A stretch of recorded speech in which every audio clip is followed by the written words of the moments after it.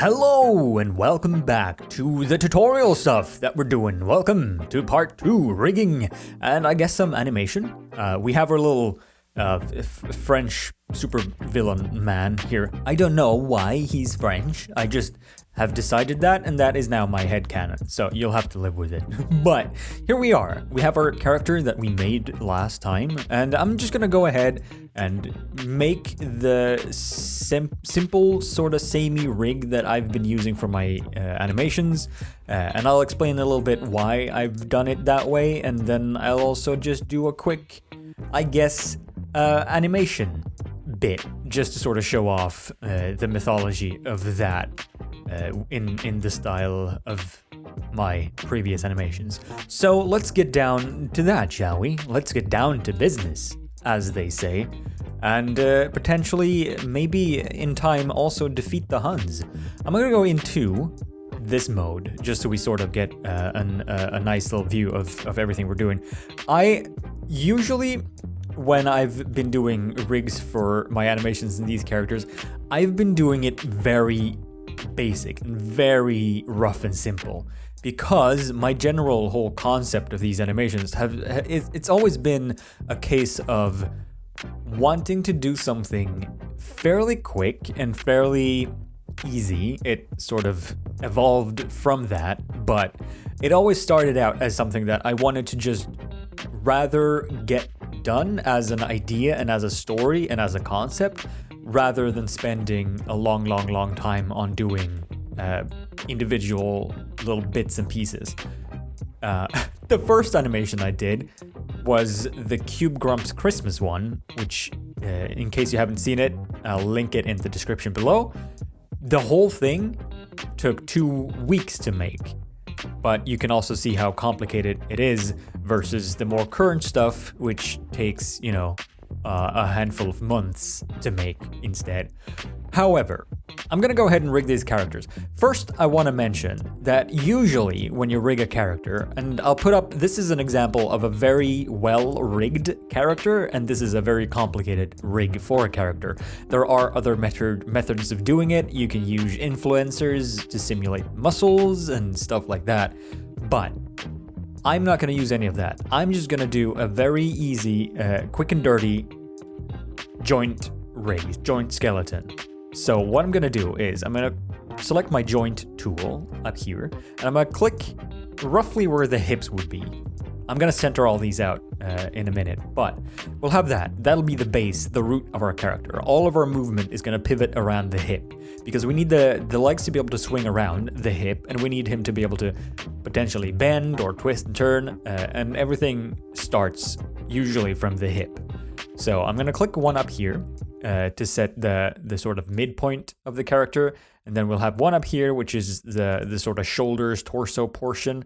We'll have a very tiny neck, and then one that just, you know, ends somewhere in the head.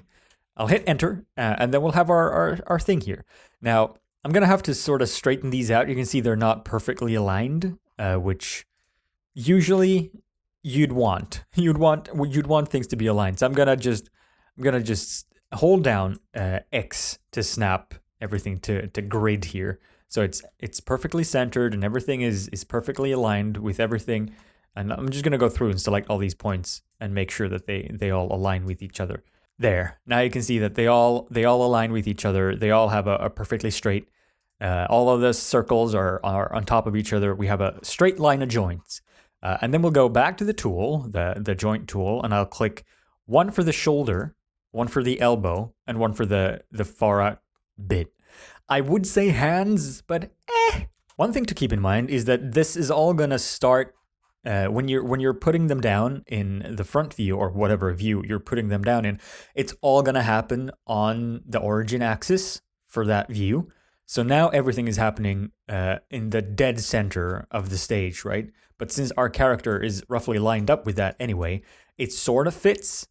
You can see here that the very end bit isn't necessarily lined up with the hand portion, which I do want it to be roughly in the center of.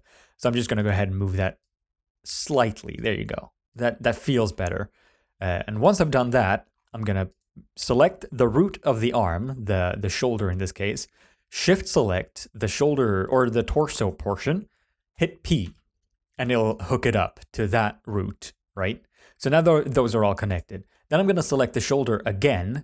I'm going to go down to the rigging drop-down menu here, right? And then I'm going to select skeleton, mirror joints. So we're on the Z-axis. We're looking at the Z-axis right now, and we want to flip them along the Y-axis, right? So I'm going to select that, hit apply, and bam. Now we have two identical arms. I'm going to go down here, put some joints in for the legs, like a hip joint, knee joint, foot joint. Hit enter again. And these ones, again, they don't need to be really perfectly aligned because this is just the leg. It's not as much of an issue as the dead center of the character, right? So I'm going to do that. Again, shift select P, parent them, and then mirror those as well. And this is basically it. This is all the rigging that I do for these characters because they are so small and the limbs are so sort of short and stunted that any other type of rigging, I've tried it when I first set it up because they are so small and they're so stunted, it mostly felt cluttered and complicated instead. And my goal is still to make it look like stop motion in this case, so this works out well for me. Usually for the legs, for example, what you would do is if you put down a joint like this with a little foot joint right here, you'd create an IK handle, inverse kinematics. So what that means is if you select the top joint and the bottom joint, you'll get a handle for it. And then you can move this around and the whole knee would move with it, right? So if you have a foot down here and you want to make a running animation, you can see where this is all going, right? Just know that this is the absolute bare minimum when it comes to rigging a character in any sense of the word. And this is very, very rough and quick and dirty. But it does suffice for my purposes, which is why I've stuck with it. So once we have this sort of setup going for us, I'm going to go through and name all these joints because it is important to name your stuff and it does help. So let me just do that for now, quickly. There we go. We have a nice character with a nice skeleton, all rigged and ready, right? Not quite. Were I to move the skeleton, the character will not follow with it. It's an issue that we might have to solve. But we do have nice names for everything. Look at this. A nice hierarchy system of shoulders, torsos, head tips. Which sounds suggestive, but it isn't. It's just this bit right in here. I should just, let's call it the brain. And then we have all this other stuff ready to go. So to get this to connect to the character on a very emotional level, you'd have to click the skeleton, shift click the character, hit bind, bind skin, smooth bind, click the buttons, and there you go. Everything is done for you, right? Perfect every time. Nothing needs to be done or solved or fixed at all.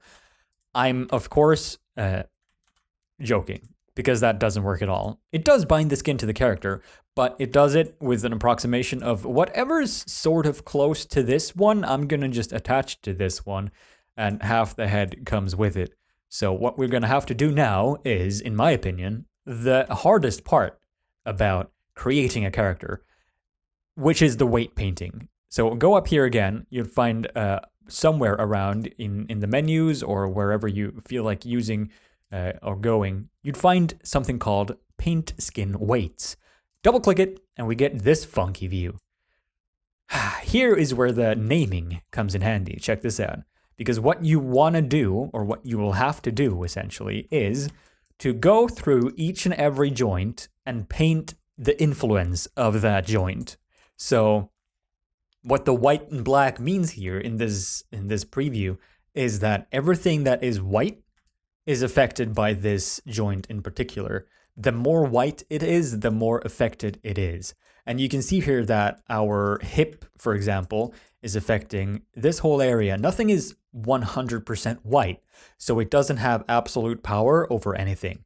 but you can see it sort of falls off and stretches out into the character. And if we were to select sort of a shoulder bit here, you can see it's just got a weird ass influence over so many different sections of the body.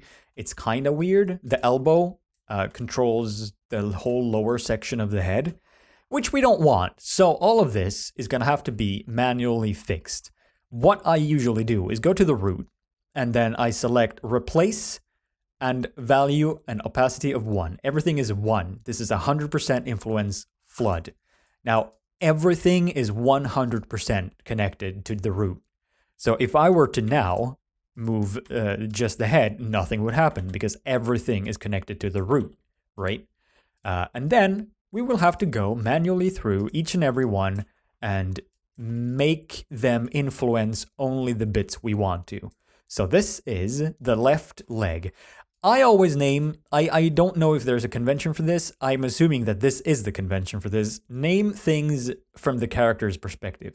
If I was the character, this would be my left leg, so I name it left stuff, not when you're looking at it like this. Stage left, not audience left, right? So anyway, I'm gonna have to go through and paint these things. This is the leg joint, so we want to influence the leg. What I usually do here is make joints non-selectable by clicking this. Now I can't actually select joints. And then I'm going to go into select mode rather than paint mode. I just find it easier to see what you're doing in a case like this. So I'm going to go select. Now we get to select what vertices we are going to affect. So I'm going to select the whole lower section of the leg like that. And then I'm going to go back into paint and I'm going to flood this with 100%. Bam. Now this joint, if I quit out again, re-enable joints and select that one, this joint is now going to control the entire lower section of the leg. So you can see where we're going with all of this, right? However, it doesn't really feel natural because everything is 100% static. This is how I did the very, very first iteration of the models. They have been changing over the course of the years very slightly, but this is the very basics of it. What I've been doing on more recent projects, however, is I'm going to select these and these and then the little belly bit as well. So now we have all of the surrounding vertices selected. Go back to the paint mode and set the value to 0.1. This is basically 10%. And I'm going to flood again.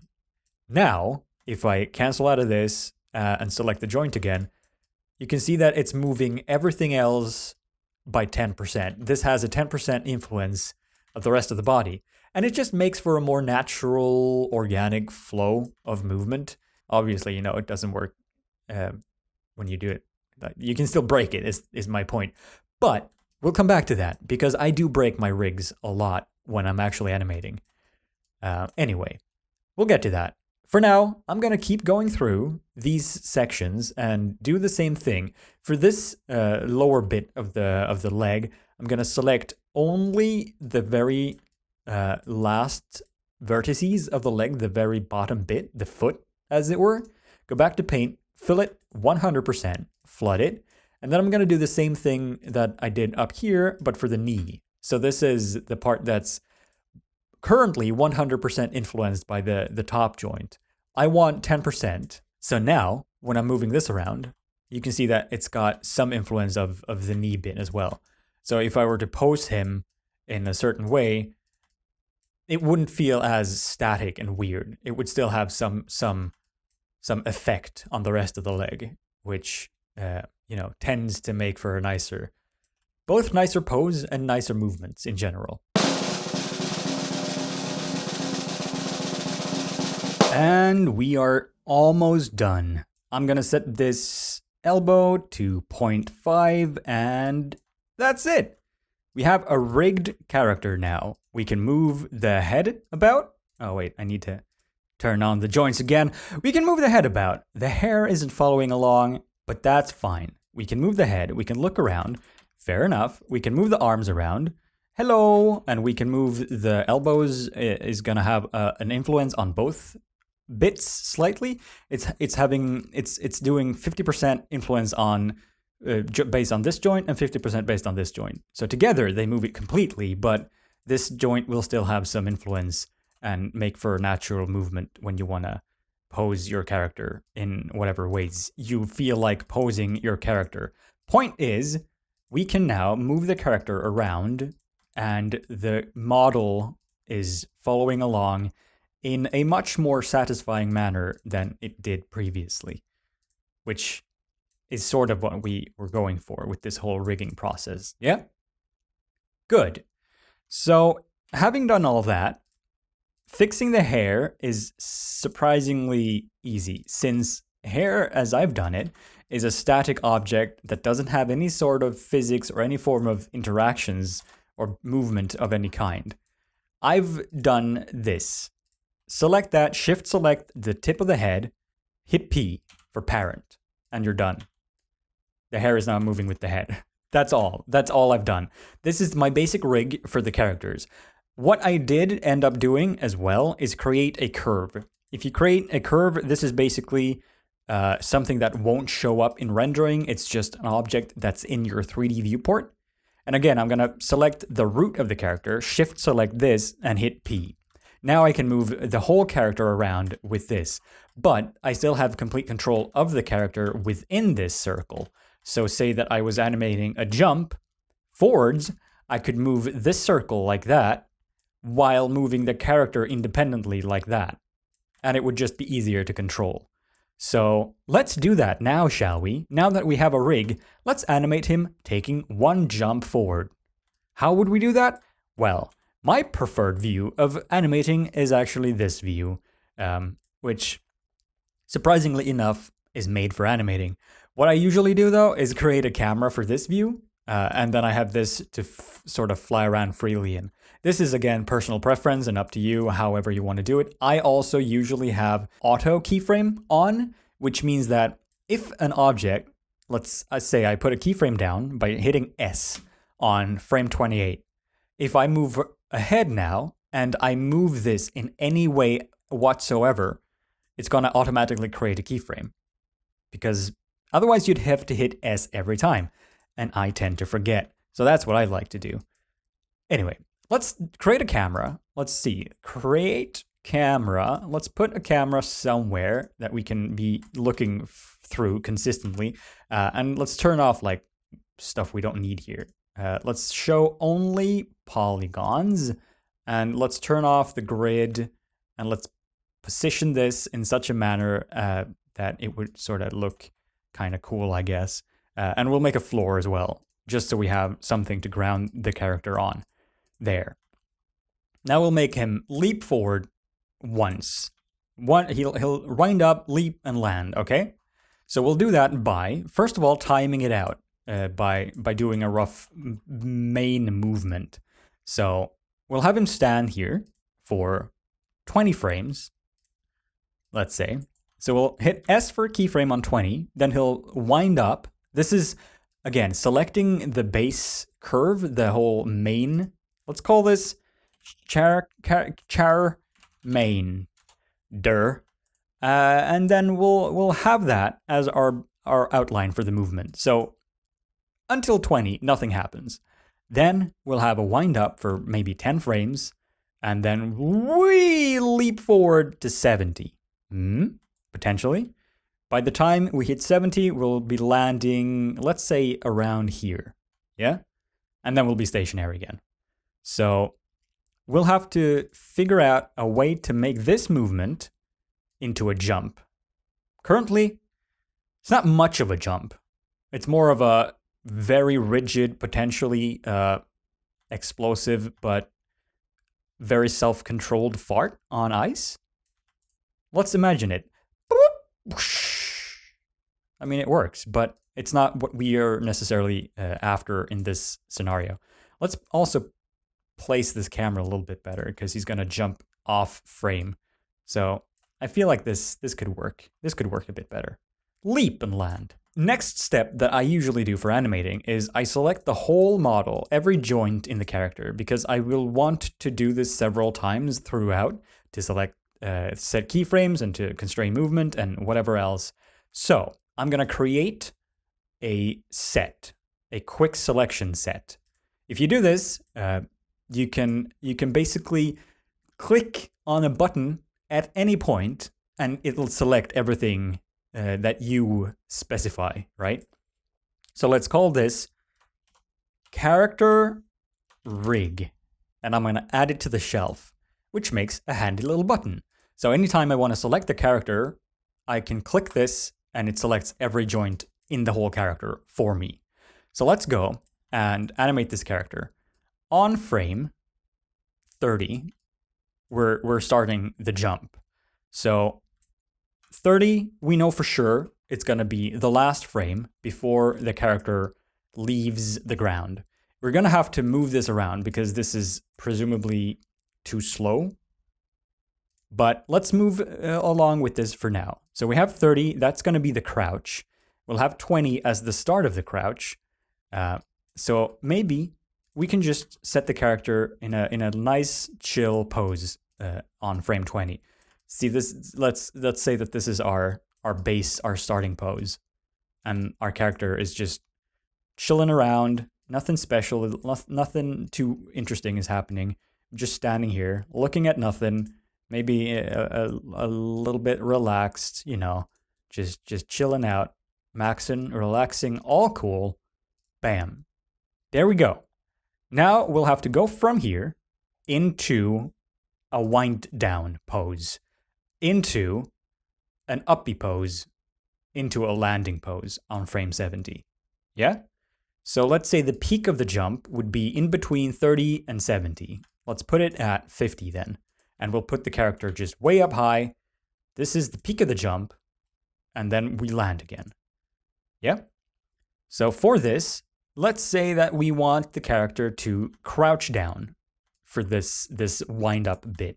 Okay? So we'll have to move the character a little bit, like potentially like, let's say we do a little hunched over character. So we do it like that, and we'll set the legs to match. This is one of those times where an IK movement system, you can see how that would prove handy, since it would mean that the character would be locked, the legs would be locked to the ground, and you could do whatever the hell you want with the character. But I prefer having the freedom to just break the model and do whatever I want. I usually do a lot of, like I just did then, scaling or moving and scaling of parts to make squash and stretch happen, to make little things, little details happen that wouldn't be possible with a simple functional rig necessarily. You could rig a character up to do all these, or to be able to do all these things, but I don't know how.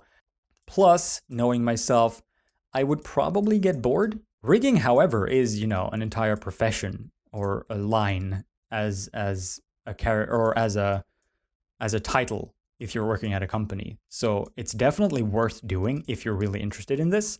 But for these purposes and for this sake of this tutorial, let's go with this. So we go from standy uppy to crouchy downy.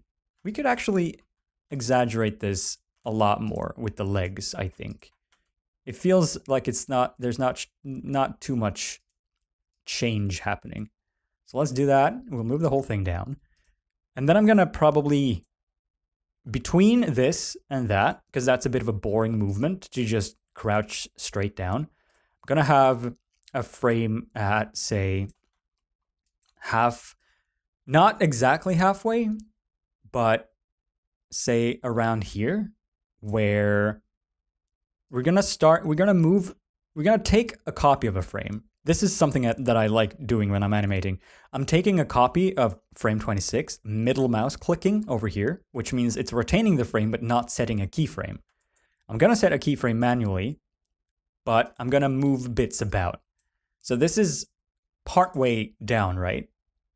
But you can see where I'm going with this. I want the head to drag behind a bit. If you're looking in this viewport, you can see that the movement is more interesting when there's part drag to the head, and the head is sort of lingering in the same orientation and position it was previously, which just makes for a more interesting movement. And it makes the character feel a bit more a bit more soft, a bit more goofy and spongy, you know? Which I find is more fun in general. And then I'm gonna also have this frame moved over and probably be duplicated. Again, middle mouse button clicking to this. And I'm gonna take a frame just before, right before the character settles. I'm gonna, again, middle mouse button click on 28 and set a keyframe. So we have two nearly identical frames for the end bit here. Very, very, very little movement is actually happening. But I'm gonna take the head portion, the head joint, on frame 28 and move it down. And same for the torso bit. Because what this is gonna do is gonna create the follow through. You can see where it settles. So we have this, and then we have the drag, and then we have the landing, and the settle, the follow through. Because otherwise the character would end up feeling way too solid and rigid if it's just snapping from pose to pose. So snapping from pose to pose is what I did for the very first animation that I did, the Cube Grumps Christmas one. And that is also why that took, 2 weeks, because I only did a pose every 20 frames and I didn't even do lip sync. I just opened their mouths and made them express whatever emotion I wanted them to convey. But here we have our basic movement for the crouch, for the wind up. And you can see the curves going on here currently. If we play this back, it's gonna look weird and smooth. You can see where the action is happening here. But that's not the style that I'm going for in this animation or in this type of animation. So I'm gonna hit this button, step tangents, bam. Now, everything that happens in this keyframe is gonna be perfectly retained until the timeline hits the next keyframe. And then it's gonna immediately snap to that. So if we play this back, you can see that it's got more of that choppiness, right? So let's keep going with this. Follow through on the jump. It's gonna be happening around here. So for this bit, I would maybe use this joint alone, the middle joint, the root joint, which is actually controlling the height of the jump, only on the X or the Y axis for the translation. I would make this one soft. Since this is the jump, he's not supposed to slide, snap up, slide, and snap down, as this curve is showing. He's supposed to do this soft. So while most of my tangents are going to be step tangents, I do use soft ones for stuff that is gravity based. So I'm going to select all these keyframes. I'm going to set them to weighted tangents. I'm going to unlock them. I'm going to set them to free tangent weight, which means that I can now control these handles individually and change the curve of this jump however I want it to be. So I want it to start fairly quickly, and I want him to linger in the air for quite a while. And then the landing is going to be a hard impact, right? There's no easing into the landing. It's going to be a curve and then bam, hitting the ground. So let's see how this looks compared to the floaty motion of before. Hip, bam, and then he lands. As we can see here, this is obviously very delayed and very slow going. This is just to sort of exaggerate the motion that I'm doing here to show off the poses. But we'll move this up and tighten this all up when we have the basic movement that we want. So from here, this Downey pose, Robert Downey pose, as it were, I'm gonna move on and make a leap and a half. Right here, we're gonna have a leap happen, I think. I usually have a pose on frame 1 or frame 0 that is just the character with no modifications. No moving around, no stretching, no nothing. Because I can always go back when I've modified and squashed the character down, for example, like here. I can always go back and pick a frame that's neutral, middle mouse, copy it over. And now we have a frame that's got no movement or no stretching or no weird stuff happening to the model, right? So we'll go ahead and use that instead, except the root frame that's controlling the jump, because we don't want that, because we want the motion to keep going. So I'm gonna go ahead and just pose this as if he's just taken off from the ground, right? So let's see what would happen. Well, the legs would definitely leave the ground last because that's how a jump works. You sort of spring off the ground with your legs, right?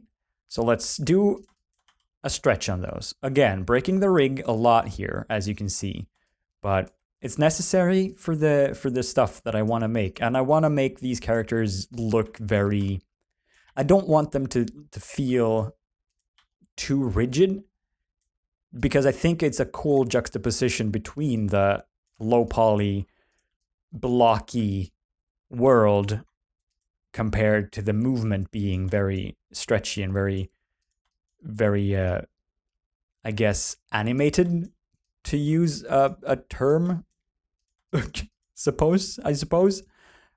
So let's go ahead and pose this out. I'm gonna just make this roughly into a stretched out, jumpy, leaving the ground pose, something like that. This is definitely the stuff that's gonna be the most time consuming and take up the majority of the animation time and work, just to sort of generally pose these things and go back and over. And so is this pose working? No, it looks a bit rigid, and you go back and forth. Here again, since we are going from a stretch to a stretch out, stretch down, squash down to a stretch out, I'm gonna scale the root in a bit and the torso in a bit. Let's see how this lines up with this. So he takes off, and then we're gonna have to immediately from this frame snap to a frame that's not stretched out and him flying through the air. So what I'm gonna do now that I have my wind up, I'm gonna move over the other keyframes and time the jump itself better. So we'll see. We have the keyframe of the middle of the jump here and the landing of the jump here. You can see them on the timeline, 50 and 70, right? So let's say that the middle of the jump is instead at 37, and the landing of the jump is on 42. Let's see how this looks timing-wise.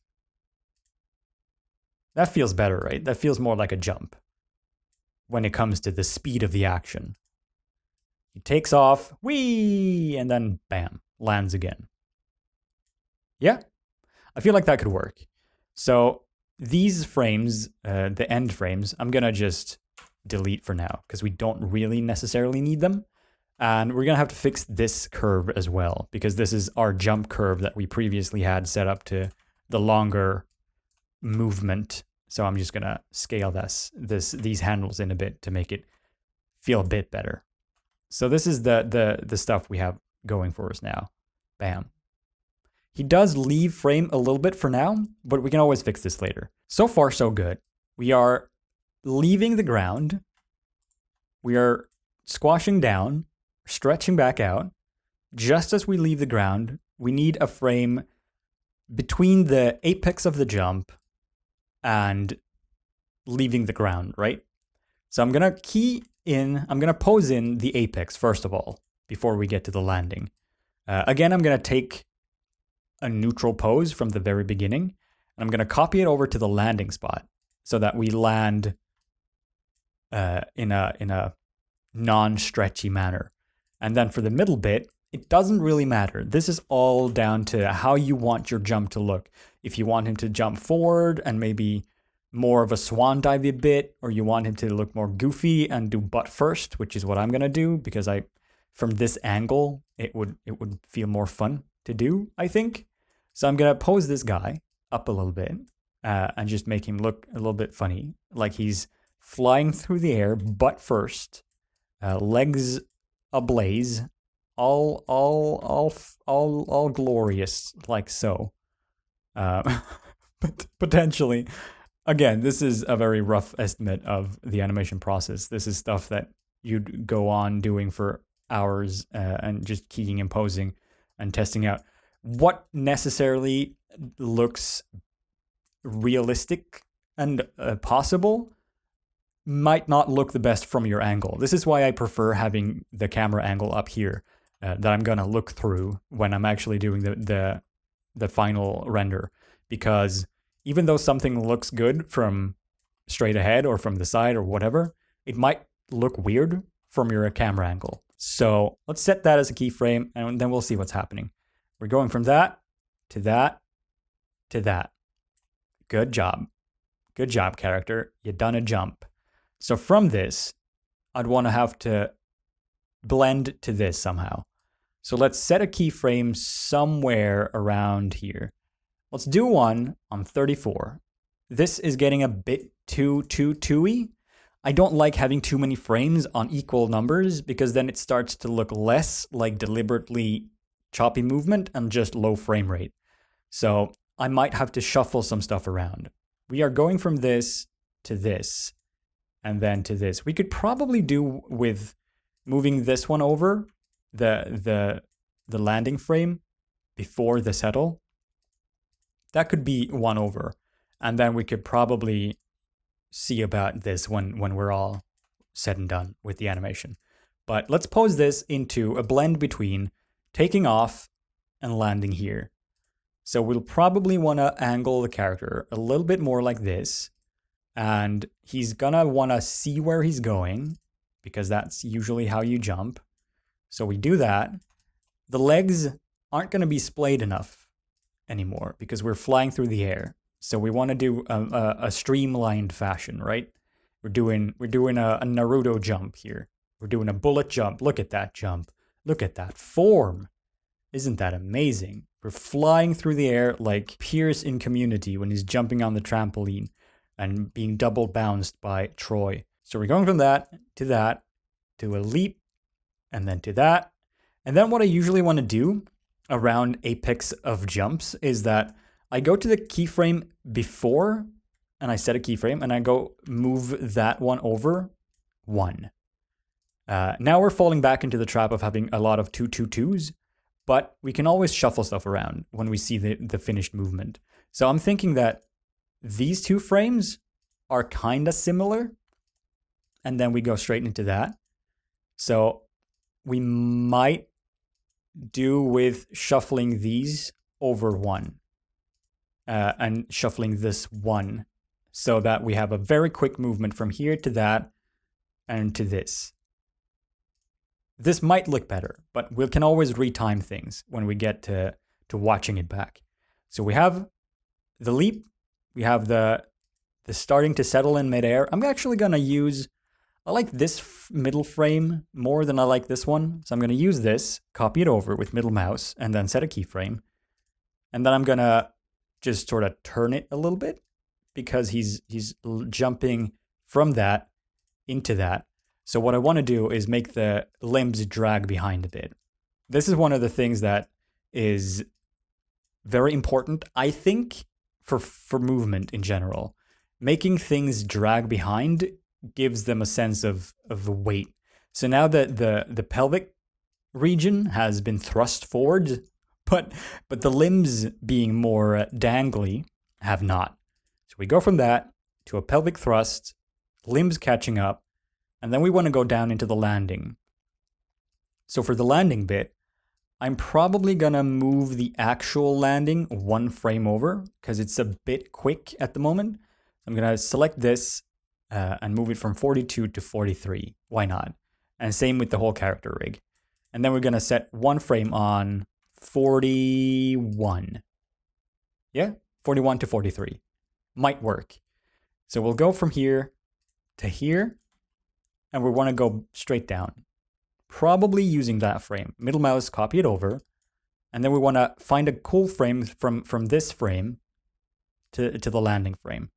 So let's say that we are starting to straighten the body out. The character is preparing to land, but the legs are still dragging behind a bit.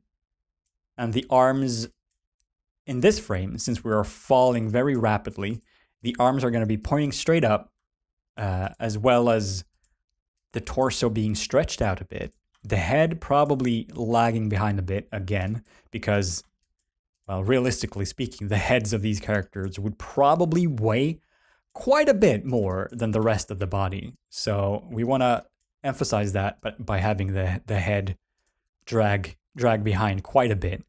And again, we are falling, so we are stretching out, meaning that the character itself should be skinnier because we want to retain the mass, right? We can't stretch the character out without having the character also be skinnier because that's not how conservation of mass works. Which is a little bit of a tricky thing, but when you do it, it really pays off, I think. Let's see about this. So that is looking okay. I'm thinking that maybe one of the legs should be more prepared to land than the other. We could even tilt the character a little bit and bend him forwards slightly. So we have a more interesting pose to look at. So we're going from that to that. You know what? In saying that, going from this pose to that pose to a landing, I feel like we should maybe be more along the lines of this, but keeping this turned back a bit. Again, it's a very, very trial and error-y process, but I think that might look more fun. And then we go to the landing, and I'm just going to set a couple keyframes over here for a recovery. So we'll go very much down, a bit back up, and then maybe down and up again. Bounce a little bit. So we'll go from that to the landing. This is the impact. This is going to be very squashed and very, very weighty. So the legs will go straight up into the torso to absorb the impact. The torso itself will be probably fairly squashed because, well, we're landing from a big ass jump over here. Come on, guys. I know they're cool. He's a cool dude and all, but you can't expect too much. There's still forces at work here. So we'll do that. We'll squash him down real nice. One thing that is a common issue for me when I'm doing these animations is that the head tends to block the body. So sometimes I do more of a tilt instead of rather just forwards like that, because I still want to, I want the camera, I want people to be able to see what's happening below. And this is also a reason for breaking the model a lot, because rather than having this motion or this shape where this whole side of the character suddenly starts to become fairly flat and boring, I'll move this joint forward and you can see that it starts to create a more interesting general shape from the angle of the camera, which is the most important angle. So I'll lock that keyframe in and we have a landing, and then we'll go back up from the landing. This is going to be an opposite, right? Because now we're bouncing back. So I'll move the character up, probably tilt it back a bit, and I'll move the legs down to compensate for that, and then make him all skinny-like. So let's see. They need to touch the ground somewhat, sort of like that. We'll tilt the body back and the head back.